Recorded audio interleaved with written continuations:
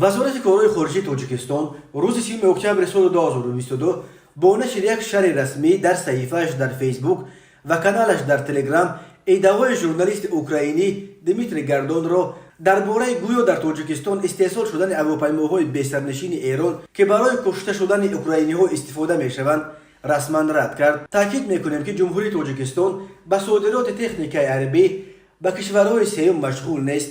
با گاردون تفسیر می‌دهیم که در آینده به چنین نوع شرح‌ها با توجه مناسبت کند و درستی معلوماتی را که نشر می‌کند بسنجد. گفته می‌شود در اظهارات اداره سیاست خارجی تاجیکستان همچنین خبر داد که در بابت این مسئله جانب تاجیکستان از مقامات رسمی کیف یگان درخواست رسمی نگرفته است. ژورنالیست اوکراینی دیمیتری گاردون تاجیکستان را به آن عیبدار کرد که هواپیماهای بی‌سرنشین ایرانی که به تعبیر گاردون روزها بعدا به آنها اوکراینی‌ها را می‌کشند در تاجیکستان ساخته می‌شوند. قبلا گاردون ازبکستان را مکان استحصال این درون‌های ایرانی نام برد، ولی مقامات رسمی ازبکستان این را قطعاً رد کردند. ژورنالیست اوکراینی بعدا اعتراف کرد که اشتباهاً اسم ازبکستان را به زبان آورده است، ولی در اصل تاجیکستان را در نظر داشت.